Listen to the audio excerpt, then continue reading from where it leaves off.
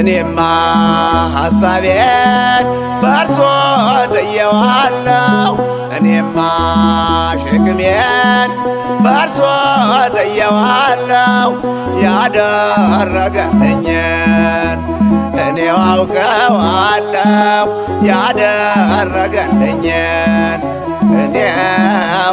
እኔው አውቀዋለሁ እኔማ ሐሳቤን በእርሶ ጥየዋለሁ እኔማ ሸክሜን በእርሶ ጥየዋለሁ ያደረገልኝን እኔው አውቀዋለሁ ያደረገልኝን እኔው አውቀዋለሁ። ድጋሜ እንደምን ቆያችሁ?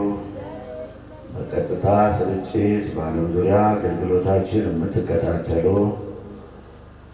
እንግዲህ በ94 ዓመተ ምህረት በ95 እንዲሁ ነበር። ጥር 5 ቀን መቃረቢያዋን ሰርተን እንደዚህ እንኳን በተሟላ ሁኔታ ሳይሆን ያው መመረቁ ከታወቀ በኋላ በእውነት ከሀገር እስከ ሀገር ብዙ ሰው መጥቶ በዓሉን አከበረ። ከዛ በኋላ ግን ሌትም ቀንም ብቻችን ያደርንበት የዋልንበት በዚህ ሰፊ በዚህ ጥቅጥቅ ባለው ጫካ ብቻችን ስንመላለስ ኖረናል። አንዳንድ እያለ ግን እግዚአብሔር በፈቀደው ሰዓት ያው የሰው ቁጥር እየበዛ ሄደ። አሁን ደግሞ በዚህ በበሽታው ምክንያት ሰው ቢበተንም አገልግሎታችን አይቋረጥም። ወደ ሰማይ ወደ ላይ አረክ ምርኮን ማረክ ስጦታን ለሰው ልጆች ሰጠ። በመዝሙር 67 ቁጥር 18 ላይ ነቢዩ ዳዊት ይህን ተናግሯል። በዚህ ነው ዛሬ ጌታችን ያረገበት ከተነሳ 40ኛው ቀን እስከ 40 ቀን ድረስ ጌታችን መድኃኒታችን ኢየሱስ ክርስቶስ ለሐዋርያት ለደቀ መዛሙርቱ እየታያቸው 40 ቀን 40 ሌሊት ከቆየ በኋላ በ40ኛው ቀን በዛሬው ዕለት ወደ ላይ አረክ።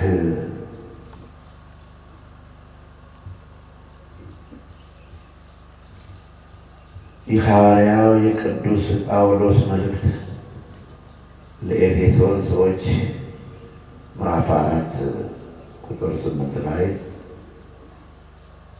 ሐዋርያው ቅዱስ ጳውሎስ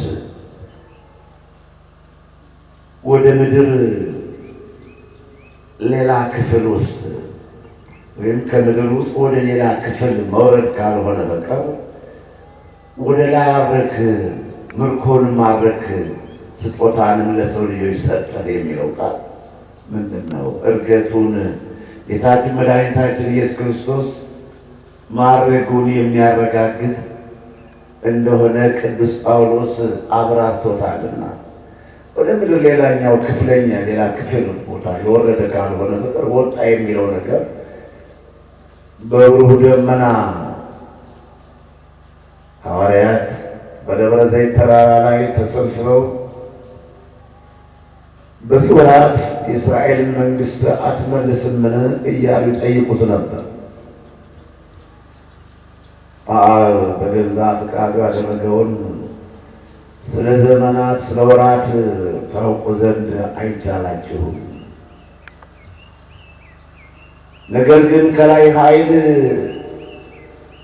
ሲወርድላችሁ ከላይ ኃይል ስታገኙ በሰማርያ በይሁዳ በኢየሩሳሌም ምስክሮቼ ትሆናላችሁ። በአስረኛው ቀን መንፈስ ቅዱስ በላያቸው የሚያድር ነውና እስከዛ ድረስ ግን ኢየሩሳሌምን አትልቀቁ። ለሰው ልጆቹ ኃይላችን መንፈስ ቅዱስ ነው። ደካሞችን የሚያበረታ፣ በሽተኞችን የሚፈውስ፣ ድዳዎችን እንድንናገር የሚያደርግ፣ እውቀቱን፣ ጥበቡን፣ ማስተዋሉን፣ ፍቅሩን፣ ሰላሙን የሚሰጥ መንፈስ ቅዱስ ስለሆነ ከላይ ኃይል ሲመጣላችሁ ያን ጊዜ ምስክሮቼ ትሆናላችሁ። በሰማርያ በይሁዳና በኢየሩሳሌም እስከ ዓለም ዳርቻ ድረስ ታስተምራላችሁ፣ ትመሰክራላችሁ። ድምፃቸው እስከ ዓለም ዳርቻ፣ ቃላቸው በምድር ሁሉ ተሰማ። መዝሙር 18 ቁጥር 4 ላይ የሐዋርያት አገልግሎት ራበን፣ ጠማን፣ አመመን፣ ጠሉን፣ በእኛ ላይ ተነሱ፣ አሙነ የሚል ነገር ሳይኖር ከቤት ከንብረት ከቤተሰብ ተለይተው ከሀገር ወጥተው ዓለምን ብሎ አስተምረዋልና ምርኮን ማረክ፣ ወደ ላይ ማረክ፣ ስጦታን ለሰው ልጆች ሰጠህ።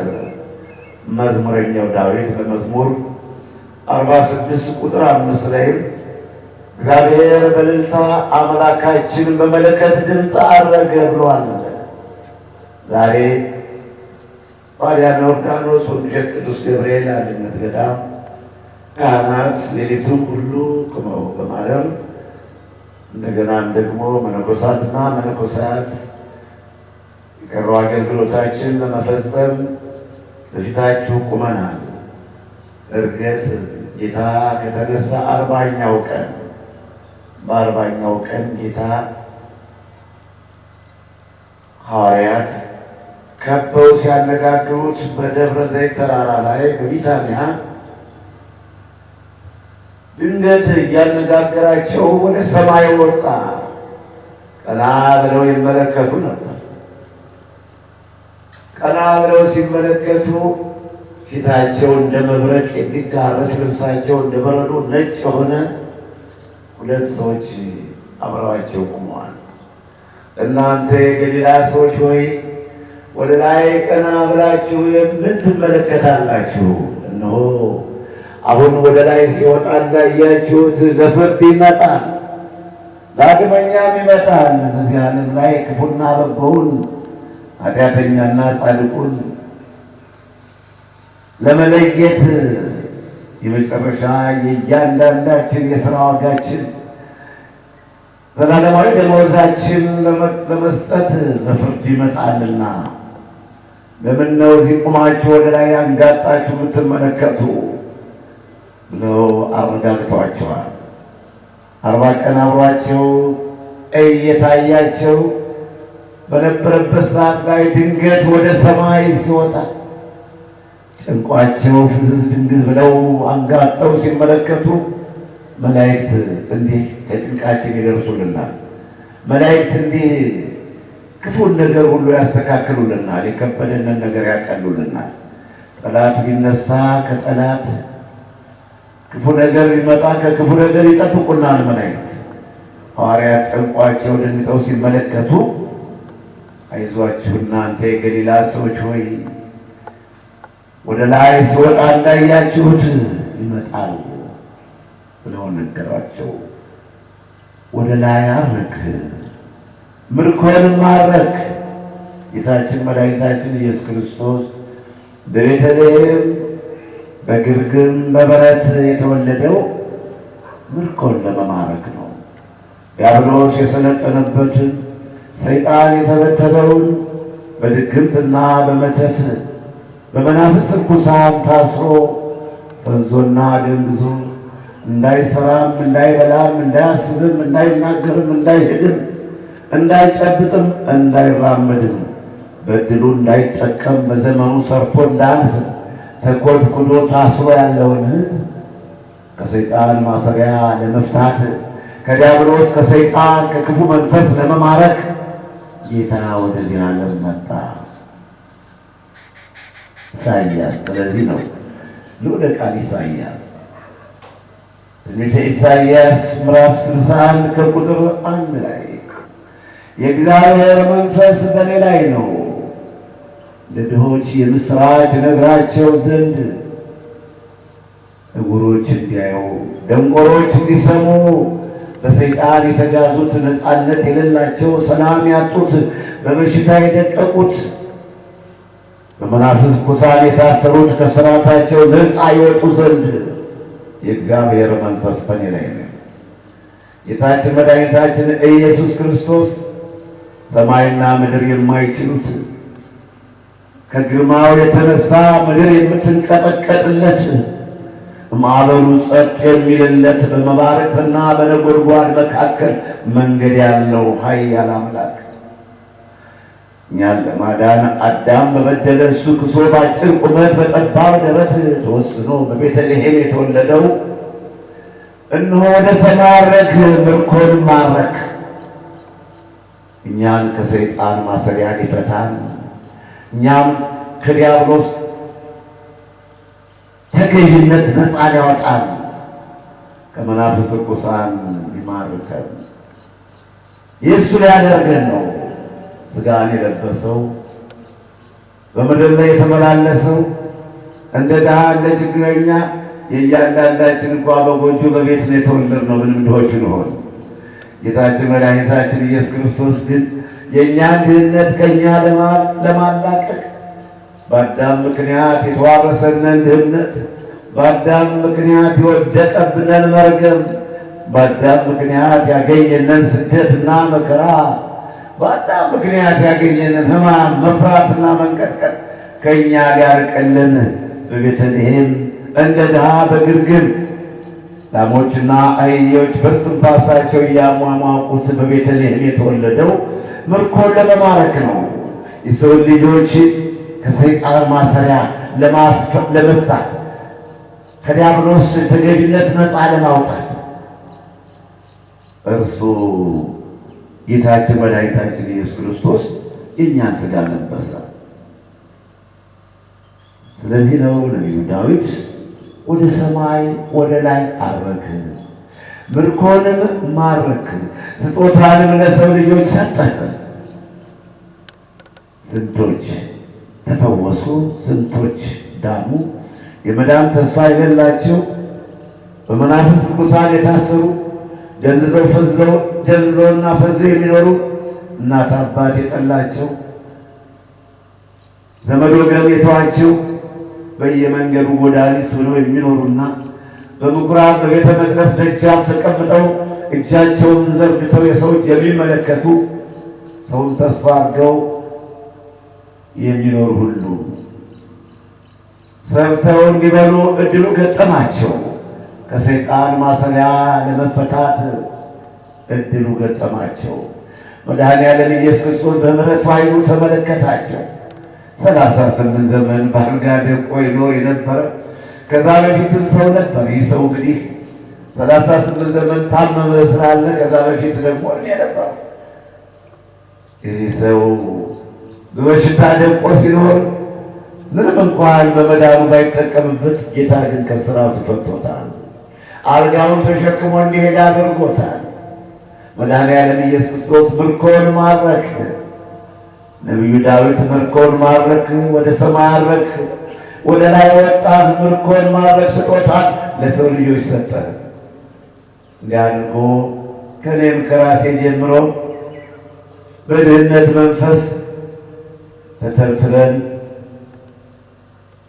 በዓይነ ጥላው በመናፍስት ርኩሳን በድግምቱ በመተቱ እንኳን የሰው ልጆች ምድሯ ሁሉ ይደገምባታል። መሬቷ ሰው እንዳታወጣ፣ ከተማዎች ሰው እንዳይወጣባቸው፣ እህሉ የተዘራበትን ስንዴ እንዳያበቅል፣ ከብቶች ጀሯቸው እየተቆረጠ ጭራቸው እየተቆረጠ ሰዎችማ ተደገመብን ወይም ተደገመባቸው ቢባል መቼም ብዙ ቢደንቅ አይደለም።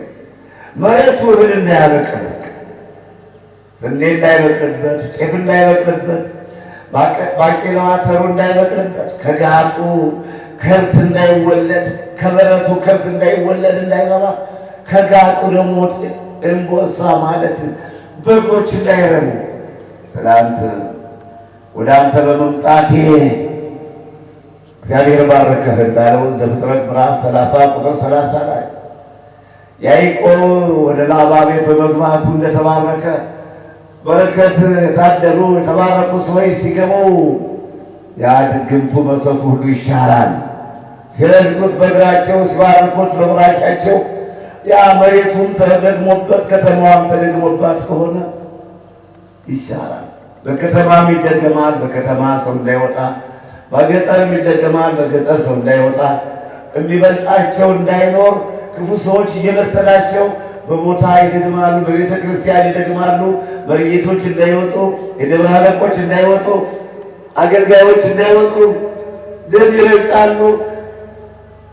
ቤተ ክርስቲያኑን እያዞሩ የሚቀሩትን ነገሩት ነውና እንግዲህ ይህ ሁሉ ለመፍታት ከሰይጣን ሊማርክ እኛን የእሱ ሊያደርገን መድኃኒዓለም ኢየሱስ ክርስቶስ ወደዚህ ዓለም መጣ። ከእመቤታችን ከሥጋዋ ሥጋ ከነፍሷ ነፍስ ነስቶ ፍጹም አምላክ ሲሆን ፍጹም ሰው ሆኖ እንደኛ በአጭር ቁመት በጠባብ ደረት ተወስኖ ሰማይና ምድር የማይችሉት አምላክ የባህር ውቅያኖስ በፍኞ የሚለካ ምድርን በስንዝሮ የሚመጥን ተራራዎችን በሚዛን የሚመዝናቸው በአውሎ ነፋስና በወጀቡ መካከል መንገድ ያለው የዝናብን ጠብታ የሚቆጥር በባህር ውስጥ ያሉ አሸዋዎች ሁሉ ከሱ የማይሰወሩ ኃያል አምላክ ሕያው ጌታ እኛን ከሰይጣን ነፃ ለማውጣት እኛን ወደ ቀድሞ ክብራችን ለመመለስ እኛን ወደ ገነት ሊያገባን 5500 ዘመን ወደ ሲኦል ይወርዱ የነበሩትን የሰው ልጆች በዕለተ ዓርብ በአካለ ነፍስ ወደ ሲኦል ወርዶ 5500 ዘመን በሔዋን ምክንያት የተዘጋችው ገነት ተከፍታ ከሲኦል ያሉ ነፍሳት ሁሉ ወደ ቀድሞ ርስታቸው በእመቤታችን በድንግል ማርያም ምክንያት ጌታችን መድኃኒታችን ኢየሱስ ክርስቶስ በአካለ ነፍስ ወደ ሲኦል ወርዶ ሲኦልን ብቻውን አስቀርቶ ከአዳም ጀምሮ የነበሩትን ነፍሳት ሁሉ ወደ ቀድሞ ርስታቸው ወደ ገነት አገባ። ወደ ላይ አረክ፣ ምርኮን ማረክ። የእኛ ጌታ የነገሥታት ንጉሥ የኃያላን ጌታ የሠራዊት አምላክ የሰው ፊት አይቶ የሚያዳላ ድሃና ሀብታም የማይ በብሔርና በቋንቋ ሰውን የማይከፍል ትንኝን ከመፍጠር ለይቶ ያልተዋት ፈጥሮም ደግሞ ለሁላችንም ምግባችን፣ ልብሳችን፣ መጠለያችን፣ መኖሪያችን የሚያዘጋጅ አምላክ እውነተኛ ቸር አባት ይቅር ባይ መሐሪ የሰላም አለቃ የሰላም ንጉሥ መድኃኒዓለም ኢየሱስ ክርስቶስ ወደ ላይ አረክ። እግዚአብሔር በእልልታ አምላካችን በመለከት ድምፅ አረገ። ዛሬ 40ኛው ቀን ትንሣኤን አንድ ብለን በእውነት 40 ቀን ለመቁጠር ክፉና በጎ በሚወራበት በዚህ ዘመን በሀገራችንም ሆነ በዓለም ዙሪያም ደግሞ እንዲህ አይነት ክፉ መቅሰፍት፣ ክፉ በሽታ በታዘዘበት የሰው ልጆች ይሞታሉ ሲባል እንሰማለን። በሽታውም እየተምዘገዘገ ዓለምን ያጥለቀለቀ አሁንም እንሰማለን።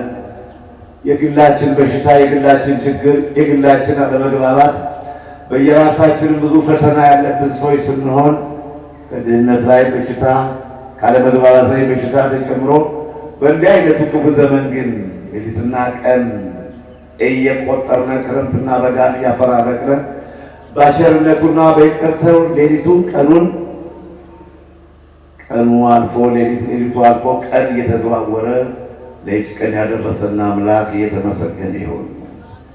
ወደ ላይ አረክ፣ ምርኮን ማረክ፣ ስጦታን ለሰው ልጆች ሰጠን። ኤፌሶን ምዕራፍ 4 ቁጥር 8 እና 9 ላይ መዝሙረኛው ዳዊት በመዝሙር 67 ቁጥር 18 ላይ እንዲህ ነው የጌታ የመድኃኒዓለም የኢየሱስ ክርስቶስ ውለታው ነው የሚያደርግልን። እንበድለዋለን፣ እሱ ግን በምሕረቱ ይመለከተናል። እንሳሳታለን፣ እሱ ግን ይቅር ይለናል። በታምረ ማርያም ቅድም እንደሰማችሁ ከተወለደ ጀምሮ መልካም ሥራ የሌለው ነገር ግን የእመቤታችን የድንግልን የአምላክ እናትን ስሟን በመጥራት ብቻ እመቤታችን አለቀሰች፣ አዘነች፣ ምርምራ አዘነችና መላእክት ጎበኟት። መልካም ሥራ ስላጡባት ጥለዋት ሄዱ። መጠየቅ አይቀርም፣ መመርመር አይቀርም። ሰው ግን ይህን ነገር አርቆ አስተውልም። አሁን እኔ እናገራለሁ፣ ጆሮአችሁ ይሰማል፣ እንመለስ። የምንሞትበትን ቀን አናውቀውም።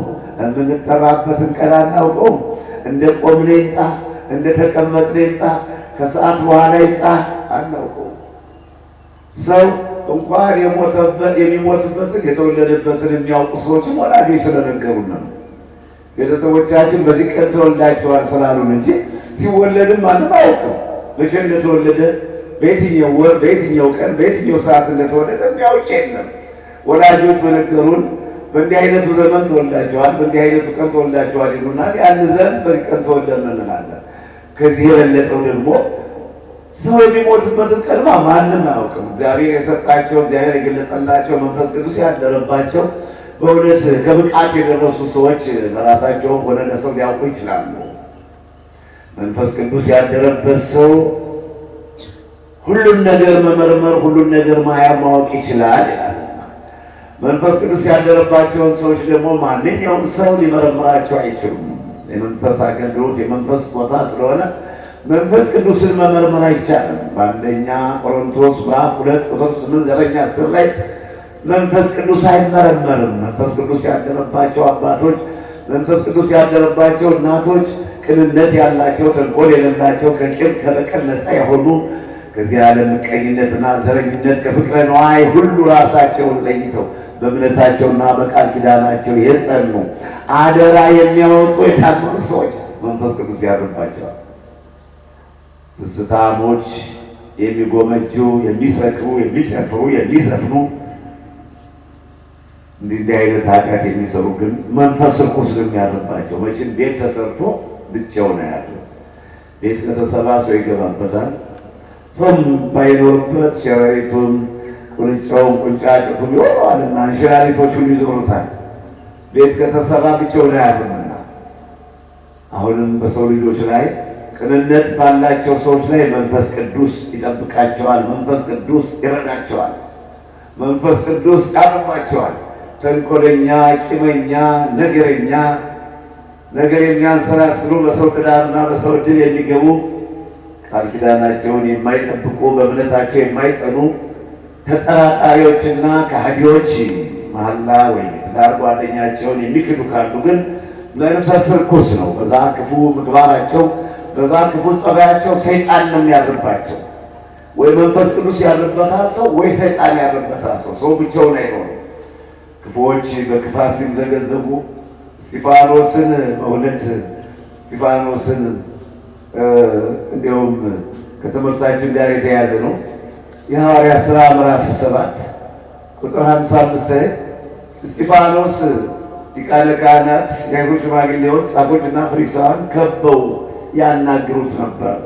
እሱም ከአብርሃም ጀምሮ የኦሪቱን ሥርዓት ያነብላቸው ነበርና መንፈስ ቅዱስ ያደረበት እስጢፋኖስ እግዚአብሔር ለዚህ ለቅን አገልግሎት ለመልካም አገልግሎት የመረጠው የሰማይ አምላክ ከእናቱ ማኅፀን የመረጠው እስጢፋኖስ ሳይፈራቸው ሹመታቸውን ካባቸውን ቀሚሳቸውን ለብሰው እነዛ ሽማግሎች ገና በወጣት በእስጢፋኖስ በመካከላቸው አድርገው ያም በግራ በቀኝ ሲጠይቁት ይመልስላቸው ነበር። እያነጋገራቸው በነበረ ሰዓት ቀና ብሎ ሲመለከት እግዚአብሔር ወልድ ኢየሱስ ክርስቶስ በእግዚአብሔር ቀኝ ሆኖ አየውና በእግዚአብሔር ቀኝ እንዴ እኔ ይኸውና የክብር ባለቤት ኢየሱስ ክርስቶስ በእግዚአብሔር ቀኝ አየውን ሲላቸው የበለጠ ጥርሳቸውን አንገጫገጩበት። ጠላቶቻችን እንዴት ጥርሳቸውን እንደሚያንገጫግጩ አይድረስ ያላቸው ጥላቻ፣ አይድረስ ያላቸው ተንኮል፣ ክፋት፣ ምቀኝ። በተለይ በምቀኝነት የመጣ ሰይጣን እርቅ የለውም። ጥላቻውም ደግሞ የከፋ ነው። ሰው ሁሉ ይጣላል አይደል? ለብለብ ያለ ጥላቻ አለ። ተጣልቶ የሚታረቁ ሰዎች አሉ። በቅናት የመጣ መንፈስ ግን በፍቅር ነው የመጣ ሰይጣን አይመስልም። ገንዘብ በመውደድ ብቻ ሰላም አዳሪው ሰው እንደደለ ይሉታል፣ ይገሉታል፣ ያጠፉታል። ገንዘቡን ለማግኘት ሲሉ ሰውየውን ያጠፉታል። ቦታውን እንዲለቅላቸው የቀኑበትን ሰው ደግሞ እርሻው ሲትረፈረፍ አዝመራው ሲሞላ በረቱና ጋጡ ጥጃውን ቦርሳው በሜዳው በመስኩ ሲትረፈረፍ ሲሞላ ልጆቹ ሲያድጉ ስራ ሲይዙ ቁም ነገር ሲይዙ ጎረቤቱ የእናቱ ልጅ ወይም የእናቷ ልጅ ይቀናናሉ። ሶሳቸው እንደ ቃየልና እንደ አቤል ማለት ነው። በዛን ሰዓት እንዲህ አይነቱን እግዚአብሔር እሱ በመሃል ገብቶ የሰላም ባለቤት ሰላም ይስጥ እንጂ ሰዎች ሊያስታርቁት አይችሉም። መሞከሩ መልካም ነው። ነገር ግን ሰው የቀናበትን ሰው እስካላጣው ድረስ ቅናቱን አይተውበት፣ በቅናቱን አይተውም። ባየ ቁጥር ቢታረቀም የበለጠ ይገረሽበታል። ባየ ቁጥር የበለጠ ይብሰዋል። ባየው ሲወጣ ሲወርድ ጥጆቹ እምቦሶቹ ሲወለዱ ጥጆቹ ሲፈረጁ ስንዴው በማሳው ላይ ሲትረፈርፍ እንግዳው ሲገባ ሲበላ ሲጠጣ እንደ አብርሃም ቤቱ ሲሞላ ቅጥል ንድድንም የሰይጣን ያደረበት የቅናት መንፈስ ሳኦል በዳዊት ላይ ይቀና እንደነበረ ሳኦል ዳዊትን በቅናት መንፈስ ተመለከተ ይላል በአንደኛ ሳሙኤል ምዕራፍ 16 ቁጥር 13 14 ላይ ቀን በቅናት ተመለከተ፣ በጥላቻ ተመለከተ፣ ሊገለው ፈለገ እና ወደ ላይ አረክ ምርኮን ማረክ ስጦታ ለሰው ልጆች ሰጠ። ዛሬ ዕለቱን በተመለከተ በቀጥታ ስርጭት ትምህርታችን ታናሽ ነው ብላችሁ ገዳሙም እንጂ 18 ዓመቱ ነው አሁን ከዚህ እንዲያው ምን ይታያል ምን ይሰማን ብላችሁ ሳትንቁን በእውነት በናፍቆት ነጋ መሸ ብላችሁ አገልግሎታችን የምትከታተሉ መንፈስ ቅዱስ የፈቀደላችሁ መዋረዳችን ግፋችን የገባችሁ እንባችን ለቅሷችን የተገለጸላችሁ ወገኖቼ ወደ ላይ አረክ ምርኮን ማረክ ስጦታንም ለሰው ልጆች ሰጠህ በሚል ርዕስ እንዲህ ዕለቱን በተመለከተ ነው። እንግዲህ ቅዱስ እስጢፋኖስን ተመልክቶታል። በእግዚአብሔር አብ ቀኝ እግዚአብሔር ወልድ ኢየሱስ ክርስቶስ ካረገ በኋላ እንዲሁም በዚች ዓለም ላይ ሆኖ በመንፈስ ቅዱስ ተመለከተ። የሰው ልጆች እንዲህ አይነት ስጦታ ተሰጥቷል። ግን የሰው ልጆች ደግሞ በልተው ጠጥተው ለብሰው አጊጠው ቆጥረው በእጃቸው ጨብጠው የፈለጉትን ነገር አግኝተው በቃ ከዛ በኋላ የበላይ ያገኝ ነው እንጂ እንዲህ እንደ ቅዱስ እስጢፋኖስ ንጽሕናዬን ጠብቄ ከኃጢአት ርቄ በእምነቴ ጸንቼ ሃይማኖቴን ጠብቄ ለእግዚአብሔርም ለሰውም የተበጀ ሁኜ ከእንዲህ አይነት በረከት ልብቃ የሚሉ የታደሉ ናቸው። ቁም ነገሩ ግን መቼስ እኔም እንጂ ቀድሜ በመግባት እኔም ብላችሁ የመጣችሁ ፍቅሩ ትሕትናው ስላለ ነው። ሕግን በመጠበቄ ነው። ምንም የፈለገ ነገር ቢሆን እኮ ሰውን ሰው የሚከተለው ሰውን ሰው የሚወደው ወዶ አይደለምና አለ የሚያስወድድ መንፈስ ቅዱስ ነው። እያንዳንዳችሁም እንደዚህ ሆነ ከዚህ የበለጠ ዕድል ለማግኘት ቅንነት ነው። መንፈስ ቅዱስ በዘረፋ በጉልበት መንፈስ ቅዱስ በቅሚያ በማታለል በማጭበርበር አይገኝም። መንፈስ ቅዱስ የሚገኘው በግፍ ነው። ግፍ የሚቀበሉ ሰዎች፣ የሚሰደቡ ሰዎች፣ የሚታሙ ሰዎች፣ ሰይጣን የሰለጠነባቸው ዲያብሎስ የተነሳባቸው ጠላት የበረታባቸው በሽታ የጸናባቸው ሰዎች መንፈስ ቅዱስ አይለቃቸው። መንፈስ ቅዱስ አይተዋቸው። እንዴት ነው ያለ? በሁለተኛ ነገሥት ምዕራፍ 6 ቁጥር 16 ላይ ኤልሳ ከእነሱ ጋር ካሉት ከሶርያ ሰራዊት ወይም ከሶርያ ፈረሰኞችና ባለሰረገሎች ይልቅ ከእኛ ጋር ያሉት ይበልጣሉ። ኤልሳ ቤቱን ትቶ ሀብቱን ትቶ እርሻውን መሬቱን ትቶ ግፍ እየተቀበለ ልብላ ልጠጣ ልደሰት ልሾም ልሸለም ሳይል ንብረቱንና ሀብቱን ትቶ ነው ጌታን የተከተለው። ግፍ ማለት ይሄ ነው። እንደ ማንኛውም ሰው መብቱ ተጠብቆ መኖር የሚገባው ሰው ጥሎ መሄድ የእኛ ሁኔታ ነው። እንደ ማንኛውም ሰው በገጠር እንደ ማንኛውም ሰው በከተማ መኖር እንችል ነበር።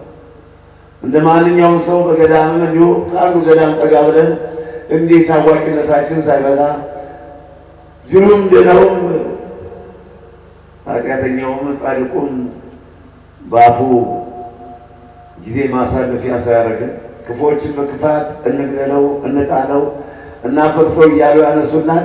ደጋጎች ደግሞ ወንቅሸት በመመስረቱ የዳኑ የተፈወሱ ተስፋ ያገኙ ቤተሰቦቻቸው የተባረኩላቸው በመልካም ነገር ያነሱናል። እዚህ ሁሉ ላለመድረስ ግን እንደ ማንኛውም ሰው ሆኜ መኖር ይችል ነበር። በከተማ መኖር እችላለሁ፣ ውጭ ሀገር መኖር ይችል ነበር። በተወለድኩበት ቦታም እንዲሁ እንደ ማንኛውም ሰው ሆኜ መኖር ይችል ነበር። ወጣ ብሎ ግን ግፍን ሲቀበሉት ያው መንፈስ ቅዱስ እንዲህ ነው፣ ከእነሱ ጋር ካሉት ከእኛ ጋር ያሉት ይበልጣሉ። ፈተና ቢበዛም መከራ ቢበዛም ብዙዎች በበሽታ ሌሎች በጠላት ሌሎች ደግሞ በተፈጥሮ በመልክዓ ምድሩ በዚህ ጨለማ ውስጥ መብራት በሌለበት መንገድ በሌለበት ክፉ መጣ በጎ በተራራ ውስጥ ተውጠን በተራራ ውስጥ ተጥለን ወላጅ እንደሌላቸው ሕፃናት እዚህ መኖራችን ራሱ ለኛ ክብር ነው፣ መታደል ነው። ከዚህ የዋለ ያደረ የሰነበተ ከዚህም ለመኖር የወሰነ ሰው መንግሥተ ሰማያት ማለት ይሄ ነው። ምሳሌው ነው እኮ ይሄ መሸጋገሪያ ነው፣ መሰላል ነው፣ ድልድይ ነው። ገደሉን የምንዘልበት ባህሩን የምንሻገርበት ተራራውን ላይ የምንወጣበት መሰላል ነው። ታዲያም ዮርዳኖስ ወንጌል ቅዱስ ገብርኤል አንድነት ገዳም በዚህ ቦታ መጽናት፣ በዚህ ቦታ መኖር፣ በዚህ ቦታ መዋል ማለት መታደል ነው። ይሄ ነው ምሳሌው። ሰማያዊት ኢየሩሳሌም ምሳሌ እቺ ቅድስት ቤተ ክርስቲያን በአቃል ድንኳኖች ከመኖር ይልቅ በእግዚአብሔር ደጅ ልጣል እንዳለ ነቢዩ ዳዊት በመዝሙር 83 ቁጥር 10 ላይ ጾማው ከሚቆረጥበት ጠጁ ከሚጠጣበት ድራፍቱና ቢራው ከመላበት ከባለጸጎች ከሀብታሞች ድንኳን ከምኖር ጎመን እየበላሁ ጥሬ እየቆረጠሩ በእግዚአብሔር ደጅ ልጣል። እናታችን ቅድስት ቤተ ክርስቲያን የገነት የመንግሥተ ሰማያት የሰማያዊት ኢየሩሳሌም ምሳሌ ናትና በዚህ መኖር ለእኛ መልካም ነው እንዳለ በማቴዎስ ወንጌል ምዕራፍ 17 ቁጥር 5 ላይ በዚህ መኖር ለእኛ መልካም ነው እንዳለ ጴጥሮስ እግዚአብሔር ያደለው ነው። በዚህ ቦታ እንዲጸና መጽናት ብቻም ሳይሆን ሕግን ጠብቆ የሚኖር ከዚህም በኃጢአት የሚኖሩ ሰዎች እንዳሉ እናውቃለን። ከዚህም ኃጢአት ከመስራት ወደ ኋላ የማይሉ ተንኮለኞች ለጥናት የመጡ ወንጀል ቢፈጸም ንግግራቸው ቢሳሳቱ ሪከርድ አድርገን ምስክር ሆነን አንዱ ከሳሽ አንዱ ምስክር ሆነን ገዳሙን እናፈርሳለን፣ ታሪክ እናጠፋለን ብለው ብርዱም ሳይሰማቸው ራቡም ሳይሰማቸው እኛን መስለው እንደኛ ሆነው ዓመታትና ወራት ያስቆጠሩ ብዙ ሰዎች አሉና ለጥፋት ብቻ የመጡ አንድም ድንጋይ አንስተው ከሚሰራው መልካም ስራ መስራት የማይፈልጉ ሌሎችም ደግሞ አብረው እየሰሩና ትሕትናን እያሳዩ ውስጣቸው ግን ነጣቂ ተኩር የሆኑ ሰዎችም አይጠፉም። ለዚህ በጥቂቱም ደግሞ እንዲህ አይነት የበረታ ነገር ባይመኙም ጫማውን ቦርሳውን እየሰረቁ ሞባይልን እያነሱ ሰውን የሚያሳዝኑና በሰው ጉልበት በሰው ሀብት ሰልጥነው የሚኖሩ ሰርተው መብላትን አሁን እኮ ከተወለደ ጀምሮ ስራ ያሰራ ይኖራል እኮ እዩ ልጅ ማለት ከተወለደ ጀምሮ ስራ ሰርቶ የማያውቅ ሰው ይኖራል። እንደ ነገሩ የሚኖር ዝም ብሎ ስራ ሰርቶ የማያውቅ ሰው ይኖራል።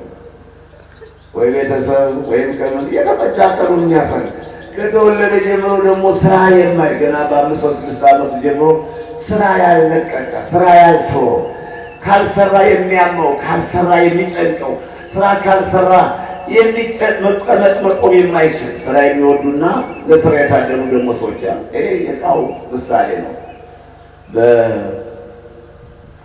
በሐዋርያው ቅዱስ ጳውሎስ ለሮማውያን ሰዎች በጻፈው በምዕራፍ 9 ቁጥር 19 እና 21 ላይ የክብር ዕቃና የውርደት ዕቃ የውርደት ዕቃ የክብር ዕቃ እግዚአብሔር ያከበራቸው መልካም ስራ የሰራባቸው ቅዱስ ጳውሎስን ስሜን እንዲሸከም በአሕዛብ መካከል ሁሉ ስለ ስሜ መከራ ቢቀበል ምርጥ ዕቃ አድርጌዋለሁ ይላል።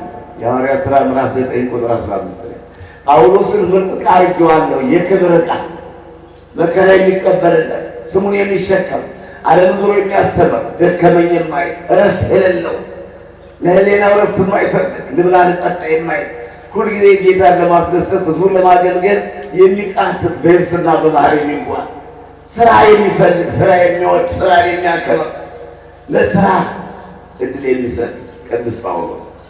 በዚሁ ደግሞ አንጻር እንደ ይሁዳ አይነቱ ደግሞ ስራ የማይፈልጋለ ስራ የማይወድ የሚገባውን ገንዘብ ብቻ መስረቅ፣ ማታለል፣ ማጭበርበር የሚገባውን ገንዘብ ብቻ እያሾለከ ማስማጥፋት፣ መብላት፣ ለብቻው መጠጣት እንዲህ አይነት ሰዎች እና አሁን ከዚህ ካለው በዙሪያችን እርግጥ እዚህ ቦታ ላይ ስራ የማይሰራ የለበችም። ቦታ ላይ ስራ በመሆኑ አብያው ከብትም እምነቱን ጸበሉ ወስደው ሲቀቡት አብያው ከብትም ይቀናል። አብያው ወጣት ደግሞ ስራ ጨብጦ የማያውቀው በዚህ ቦታ ላይ መቼም ሰነፍ የለም። ሁሉም ሲምዘገዘግ እንደ ያለ እስክሪብቶ ቢጸና በዛውም ደግሞ የውጤቱ ጉዳይ ባለቤቱ ሙላበት በትምህርቱ ካለ እስክሪብቶ ጨብጦ የማያውቀው ተማሪ ሁሉ ከዚህ ቦታ ላይ ቆፋሪ ሆኖ ቀጥ ብሎ ቆሞ በየስራ ድርሻቸው በችግኙ በጽዳቱ በጸጥታ ማስከበሩ ሲምዘገዘግ ይታያል። ከዚህ ቦታ በአሁኑ ሰዓት ስራ ፈት የለም። ቦታውም ደግሞ ስራ ፈት አይቀበል። ግን ወደ ሀገራችሁ ዞር ብላችሁ ስታዩት አስተዳደጋችሁ ከተወለዳችሁ አንስቶ ስራ ሰርታችሁ አታውቁ። ከተወለድን አንስቶ ደግሞ ያለ ስራ ውለን አድረን የማናውቅ ሰዎች መታደል ነው። የኔ ስጋው ያለ ስራ ውለ አድር አታውቅም። አርፌም አላውቅም። ይሄ ሌላ ስራ አለ፣ የጉልበት ስራ አለ።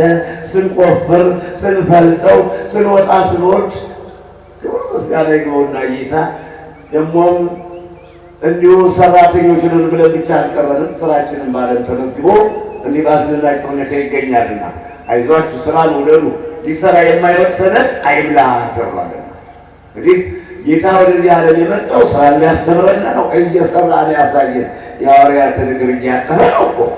ተፋቀሩ፣ ተዋደዱ፣ ተስማሙ፣ ተከባበሩ። እኔ መምህራችሁና ጌታችሁ ነኝ። ታዲያ መምህራችሁና ጌታችሁ ስሆን እግራችሁን ያጠቡት እናንተ እርስ በርሳችሁ እንድትተጣጠቡ እንድትከባበሩ ብዬ ነው እያለ ነው። ስራን ሊያስተምረንን የመጣ ስንፍናን አይደለም፣ ፍቅርን ሊያስተምረንን የመጣ ተከባበሩ፣ ተዋደዱ ብሎ እነሆ ያለ ፍቅር ጽድቅ እንደሌለ እኔ እንደምወዳችሁ እናንተ እርስ በርሳችሁ ተዋደዱ።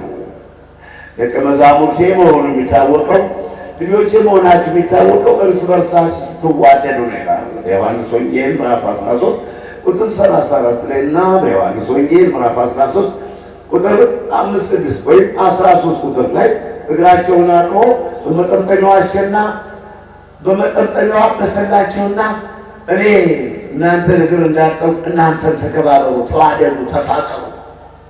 ደግሞም መልካም ስራ ለመስራት አትታክቱ፣ ሊሰራ የማይወድ ሰነፍ አይብላ እያለ ሐዋርያው ቅዱስ ጳውሎስም አስተምሯልና ስራም ትልቅ ዓላማ ነው። አይዟችሁ ለስራ እንበርታ፣ ለመታዘዝ ደግሞ ራሳችንን እናሳምረው። መታዘዝን እንደው ማለቅቶ እንደ ቀንደኛ ከብት ቀንድ እንዳላት ከብት ብሎ እንዲህ አይደለም፣ አይጠቅምም። መታዘዝ ነው ዋናው ነገር ለመጽደቅ። አለዛ ግን እንደ ቅድሙ ሰውዬ ከተወለደ አልፎ መልካም ስራ የሌለው መናፍስት ርኩሳን የጨለማው አበጋዞች ናቸው። የጨለማው የሰይጣን ሰራዊት ነው የከበበው። መላእክት ኪሎ አዩ፣ መረመሩ። በጎ ስራ የለውም፣ ፈጣሪውን አያምንም፣ ለሰው በጎ ስራ የለውም። ሲበላ፣ ሲጠጣ፣ ሲቀማ፣ ሲያታልል፣ ሲያጭበረብር፣ ደም ሲያፈስ የኖረ ሰው ነጥቀው ወሰዱት መናፍስት ርኩሳን ወደ ገሃነም። እመቤታችን ግን አልቅሳ በነዋ ልጄ ወዳጄ ሆይ ማረልኝ፣ የዚህን ሰው ጩኸት የዚህን ሰው እባካችሁ አሳርፉት ስትል አልሰማችኋል? ይሄ መንገዱ ረዘመብኝ፣ መንገዱ የሚያስጨንቅ ወጣ ገባ ሆነ፣ ጉልበት የተበረከረከ አለች ያቺ ነፍስ እዚህ ምድር እያናወጠች ስትረግጥ የነበረች እናት አባቷን በርግጫ እናቱን በዱላ ስትደባደብ የነበረች መምህራኖችን ለታላላቅ ለአለቆቹና ለትዳር ጓደኛው ወይም ለትዳር ጓደኛው ክብር ማትሰጥ ከኔ በላይ ሰው የለም ሲሉ የነበሩት ኧረ ጉልበት የተብረከረከ ኧረ መቆም አቃተኝ ኧረ መንገዱ ረዘመ እያለች በሥላሴ በአብ በወልድ በመንፈስ ቅዱስ ስል ነበር። ስለ እናቱ ስለ ድንግል ማርያም አሳረፍ ስል ነበር። ይሄ እንዳይመጣ ዛሬ ነው ወገኖች። ዛሬ ስትደክሙ ነገ ታርፋላችሁ። ዛሬ በእምነታችሁ ስትጸኑ የዘላለም ቤታችሁን ትሰራላችሁ። ዛሬ ነው መሰረቱ የሚጣለው፣ ግድግዳውና ጉልላቱ የሚሰራው። ያ የዘላለም ቤታችሁ በዚህ ዓለም ነው። ጌታን ደግሞ እድሜያችን ያረዘመልን ንስሐ እንድንገባ እንድንመለስ፣ እሱ እንደተነሳ እኛም እንነሳለን። ለሞቱት ሁሉ በኩራት ሆኖ ኢየሱስ ክርስቶስ ከሙታን ተለይቶ ተነሳ እንዳለው በአንደኛ ቆሮንቶስ ምዕራፍ 15 ቁጥር 20 ላይ ጌታችን ኢየሱስ ክርስቶስ በኩራት የሞቱት የሙታን ሁሉ በመቃብር አሞራ የበላቸው አውሬ የነከሳቸው በውሃ የበሰበሱ በእሳት የተቃጠሉ በጦር ሜዳ የወደቁት ሁሉም ያን ጊዜ ቅዱስ ሚካኤል መለከቱ ሲነፋ ትንቢተ ዳንኤል ምዕራፍ 12 ቁጥር እነሆ ለወገኖች ልጆች የሚቆመው የመላእክት አለቃ ቅዱስ ሚካኤል መለከቱ ሲነፋ ሙታን ሁሉ ይነሳሉ። ክፉ የሰሩ ወደ ዘላለም ኩነኔ፣ መልካም የሰሩ ደግሞ ወደ ዘላለም ሕይወት እና በሕይወት ለመኖር በእኛ ሲል በእውነት ኢየሱስ ክርስቶስ ከሙታን ተለይቶ ተነሳ። እኛም በስንሰን ፈርሰን አንቀርም፣ እንነሳለን። ወደ ሰማይ አረገ። እኛም ደግሞ ለፍርድ በእውነተኛው አምላክ የሰው ፊት አይቶ በማያዳላ በኢየሱስ ክርስቶስ ፊት ለፍርድ እንቀርባለን። ለዛ ታዲያ እንደዛ ሰውዬ ተብረከረኩ፣ መንገዱ ረዘመ፣ ራስ አረፉኝ በሥላሴ በማርያም ከማለት አሁኑኑ ሕግን ጠብቀን እንኑር። ሕጉ ደግሞ የሚከብድ ነገር አይደለም። ሕግህ ለእግሬ መብራት ለመንገዴ ብርሃን ነው። ሁልጊዜ የምንነግራችሁ ነው። መፋቀር እኮ ይሄ የሚከብድ ነገር አይደለም። መፋቀር እንዲሁ ሕግ ሆኖ ባይመጣም ልናደርገው የሚገባል ለሰው ባህሪ የተስማማ ነገር ነው። እንዳለመታደል ሆኖ ሰይጣን የሰለጠነባቸው ዲያብሎስ የተዋሃዳቸው ሰዎች ያው ሁል ጊዜ ሲናከሱ እንደ አውሬ አራዊቱ ተስማምቶ እያደረ በበረሃው አራዊቱ ተስማምቶ እያደረ በባህርና በምድረ በዳ አንበሳውን አይበላውም ለማለት ነው። ነብሩን ነብር አይበላውም ለማለት ነው። ብዙ አይጨካከሉ ሰሳቸው አውሬው ነው። ታዲያ የሰው ልጅ ግን ሰው እንግዲህ ከብቶችም ከከብቶች ቢጋጩም ምንጊዜ ቢሆን እስከዚህ አይደለም፣ ጉዳት አይተላለፉም። እያንዳንዱ በዱር ሜዳም በከብት በበረት በሜዳ በመስኩ ያሉት እንስሳት ሁሉ አራዊት ይህን ያህል አይጨካከሉ። የሚጨካከል ሰው ነው። ሰው ግን ክፉ ነው። በእውነቱ የሰው ልብ እጅጉን ክፉ ከሁሉም በላይ ተንኮለኛ ነው። ኤርምያስ ምዕራፍ 17 ቁጥር 9 ላይ እንደ ሰው ክፉ የለም ብሎ ነው እንግዲህ ነቢዩ ኤርምያስ የተናገረው። ወደ ሰማይ አረክ ወይም ወደ ላይ አረክ፣ ምርኮንም ማረክ፣ ስጦታንም ለሰው ልጆች ሰጠህ። በመዝሙር 67 ቁጥር 18 ላይ እንግዲህ በእውነት ጌታ መድኃኔዓለም ኢየሱስ ክርስቶስ በረከቱን ረድኤቱን ቸርነቱን ያሳድርልን። ይህን ዕለት ይባርክልን። ባሉም ባለፍሳ ባለሐሴት ያድርግልን። በቀጥታ ስርጭት በውጭ ሀገር ሆናችሁ አገልግሎታችን የምትመለከቱ አባቶች፣ ሊቃውንተ ቤተ ክርስቲያን፣ ገዳማውያን መነኮሳት፣ ካህናትና ዲያቆናት ሳይገባኝ በፊታችሁ ቁሜ እናንተም 24 ሰዓት ቴሌቪዥናችሁን ከፍታችሁ የእኛን ይሄን የበረሃውን አገልግሎት ተስፋ አድርጋችሁ 24 ሰዓት ቴሌቪዥናችሁን ከፍታችሁ የምትመለከቱልን በእውነቱ እንዲህ ስትወዱን እኛም አገልግሎታችን ያለማቋረጥ እስከ ነፍስ ቅታ ድረስ እናንተን ለማገልገል ቃል እየገባሁ ነው ያለሁት። ነገር ግን ከጉባኤያችሁ እንዳንዱ ሆኜ መቀመጥ የማይገባኝ ደካማ ድሃ ወይም ስደተኛ ሰው ስሆን ሳይገባኝ ጌታዬ ድሮማ አመራረቁን ነውና ታናሽነቴን አይቶ ሳይንቅ በቤታቸው ያቆሙኝን አምላክ እያመሰገኑ እሱ ለሚያናግረኝ፣ እሱ ለሚያንቀሳቅሰኝ፣ እሱ ለሚያንቀሳቅሰኝ፣ እሱ ለሚያዘዋውረኝ እናንተን ከማገልገል ወደኋላ አልልም። ፈጣሪን ከማመስገን ሌላ እድል ፈንታ የለኝም። ስሙ በእውነት በፍጥረት ሁሉ አንደበት የተመሰገነ ይሆንልን። ወደ ላይ አረክ፣ ምርኮን ማረክ፣ ስጦታንም ለሰው ልጆች ሰጠ። ያስተማረን የመከረን የገሰጠን አምላክ የተመሰገነ ይሁን። ነገ ደግሞ ማልዳ ነው የምንገኘው። ታምር በማንበብ አገልግሎታችን ጀምር። የነገ ሁኔታ የነገ ሰዎች ይበላል እግዚአብሔር አምላካችን። እግዚአብሔር ከሁላችን ጋር ይሁን። ማህበረ ትጋት ወይም የትጋት ማህበሮች በዓለም ዙሪያ ያላችሁ በግላችሁ ትንሽትን መልእክት ይዟችሁ ከእኛ ጋር እየተወያየን መሆን ያለበት እንደው ገና ዘመኑና ጊዜው የተመቸውንና ሚዲያው በየደጃፉ ሚዲያው በየቤቱ ሚዲያው በየጓዳው ስለሆነና ሕጉም ስለተፈቀደ እንደፈለግነው ልንናገርበት አይደለም። ይሄማ ከሌሎቹ ከአፍራሾቹ ልዩነታችን ምንድን ነው? ከአፍራሾቹ ለየት የሚያደርገን እኛ ማመዛዘን አለብን። ክፉና በጎውን መመራመር ማወቅ አለብን። ብዙዎቹ ባፋቸው እየደለሉ ገዳም የሚያፈርሱ ታሪክ የሚያጠፋሉ።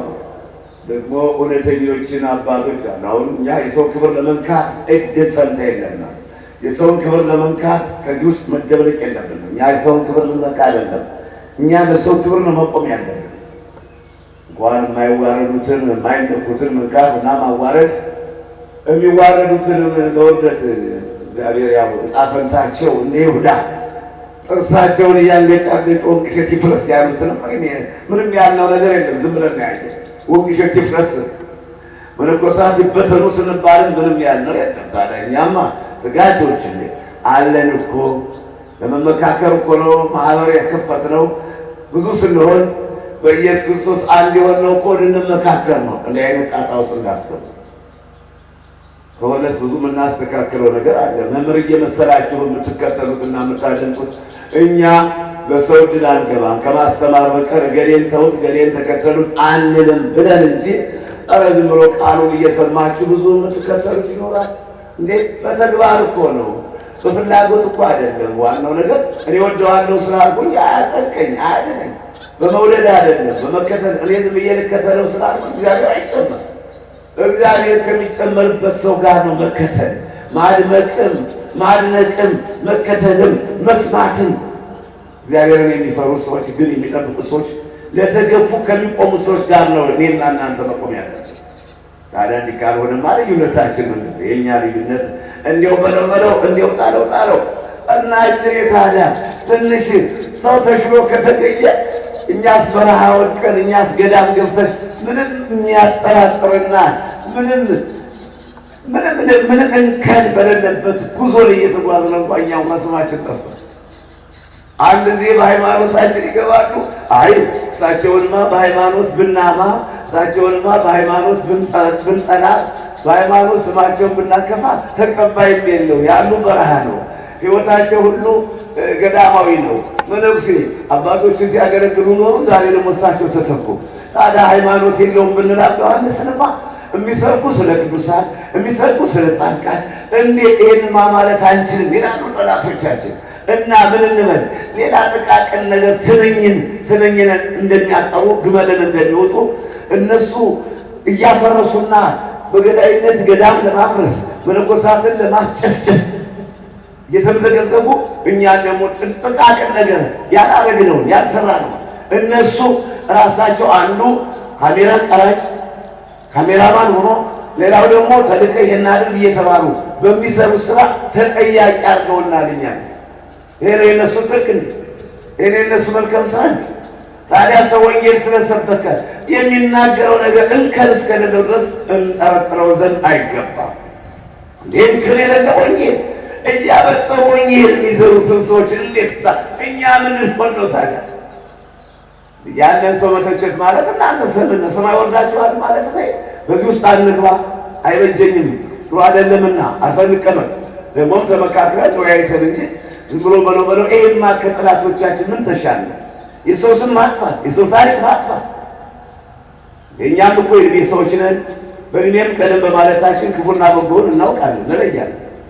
ደግሞም በረሃን ያለ ነው። አሁንም ደግሞ በረሃ በመኖራችን በዚህ በምናኔው በገዳማዊ ሕይወት አሁንም ክፉና በጎውን እናውቃለን። ብቃት ባይኖረንም እውቀት ባይኖረንም ገዳማዊ በመሆናችን በገዳም በመኖራችን የተሻለ ጥሩ ሕይወት ያለው ሰው ማወቅ እንችላለን። ታዲያ ገሌ ክፉ ገሌ በጎ ለማለት እኛ ጋር ተመካክሮ ከማለትም ካስፈለገ እነዚያውን ደግሞ እኛ መልካም ከሚሰሩ ሰዎች ጋር እውነተኛውን የእግዚአብሔር ቃል ከሚያስተምሩ ከዋኖቻችን ጋር እንማራለን፣ እናስተምራለን፣ እንመክራለን፣ እንመከራለን። ይሄ ደግሞ የሰው ሌላ የሚነካ አይደለም እና በእኛ ማህበርማ አንዱ ተሳዳቢ አንዱ ሰወቃሽ መሆን የለበትም። ይሄማ ነገራችን ተበላሸ። ሌላው በመሃላችን አውሎ ነፋስ ገብቶ ሊበታትነን ሲጨነቅ እንዲሁ እግዚአብሔር በቸርነቱ ደግሞ ቢያጸናና አጥፍታችኋል በድላችኋል የተባላችሁ ብዙ ሲዘገዘቡባችሁ ደግሞ በራሳችን በእኛ ውስጥ ይገባል። አይቻልም። እኔም አለው እንደ አባትነት ከፈለጋችሁ ማገሬን ስሙት ገሌላ አትስሙት እኔ እነግራችሁ ነበር። ለምን ግን ከፍላጎታችሁ መሀል አልገታም ብዬ እንጂ ፍላጎታችሁን እኔ አልገታም ብዬ እንጂ አይ እንዲህ አይነቱን ስሩ። በእውነትማ እንዲህ አይነቱ ነገር ያጸድቀናል፣ እንዲህ አይነቱ ነገር ያስኮንናል ማለትማ ብዙ የምንለው ነገር ነበር። ግን እኔ ፍላጎታችሁን አልገባም። ዝም ብዬ የራሴን ትምህርት ማስተማር የራሴን ምክር መምከር እንጂ በሰው መብት መግባት ተፈጥሮዬ ስላልሆነ አብረውኝ ከቤት የሚኖሩትን ሰዎችን ክብራቸውን ነክቼ አላውቅም። ማስተማሬን አልተው፣ መምከሬን አልተው። አንዳንዶች ትምህርት ስናስተምር ይብሳቸዋል። የበለጠ ኃጢአት ይሰራሉ። ትምህርት በምናስተምር እግዚአብሔር ያላደላቸው። አዎ ኃጢአተኛውን የእግዚአብሔርን ክብር እንዳይ ያሸሹታል ይላል ኢሳይያስ ምዕራፍ 26 ቁጥር 9 እና 10። ኃጢአተኛው የእግዚአብሔርን ክብር እንዳይ ያሸሸዋል። ቢሰማም ደግሞ እንዳይጠቀምበት ያደርገዋል። የበለጠ ልከኛ ነገረኛ ያደርገዋል። ያልታደለ ማይልን አይልምና ሌሎች ደግሞ ቃሉን ሰምተው እየዳኑ ያው ዛሬ ቁጥራችን በዝቶ ገዳማችን ቀልቶ ይታያል። ሁሉም አይሰማም ማለት አይደለም። ግን አንዳንዱ ሰው ባስተማሩ ቁጥር የሚል ሰው አለ። እልከኛ የሚሆን አንድየው ጅማት የሚተረተርበት የዲያብሎስ የግብር ሞልቷል። በመከርነው ቁጥር እንደገና እንዲነሳ ይህን ይመስላል። እንግዲህ ትጋት የትጋት ማህበሮች አደራ ጥብቅ ነው። ለግላችሁ ማስተምራችኋለሁ። ትናንትና ማታም ያው ምናልባት የኔትወርክ ችግር ትምህርቱ በጣም አልተስተላለፈ እንደው እንጂ ርዕስ አውጥቼ መክሬያለሁ። እንዲህ በለው ጣለው ከሚል ነገር አንገባም። እኛ ተገፊ ነን እንጂ ሰው አንገፋም። እኛ ተገፊ ነን፣ የግፍ ሰዎች ነን፣ የመከራ ሰዎች ነን። እንኳን ክብር ያላቸውን እግዚአብሔር የመረጣቸውን ሰዎች ቀርቶ እነሆ እሸት ይፍረስ ያሉትንም ሰዎች አፋችን ከፍተን አልሰደብናቸው። አፋችን ከፍተን አልገሰጥናቸው።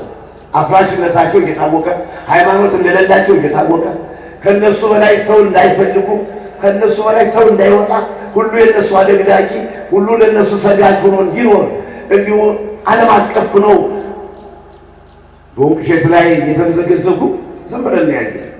ለዚህ ምን መፍትሄ የሰጠን ነው? አሁን ሌላ ሰው ምንነካ እና ጠላት ምናበዛ ይሄ ነው። በዚህ በትንሿ ንግግሬ ተግባብተን መልካም ለመስራት ያውቃል።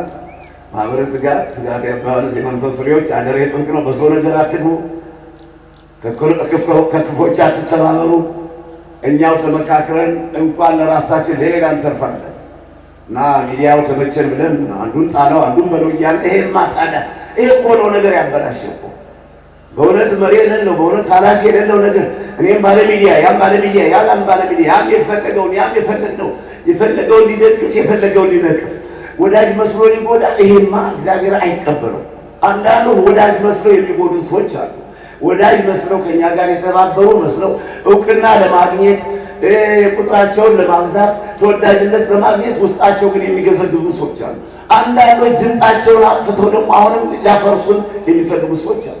ኧረ ባህሪው ብዙ ነውና ለዚህ ሁሉ ተንትነ ነገር የምትሉ ጊዜ ያጥርብናል። ነገር ግን ትጋቶች ከእንዲህ አይነት ክፉ ነገር አትተባበሩ። እንግዲህ ያስተማረን የመከረን አምላክ የተመሰገነ ይሁን።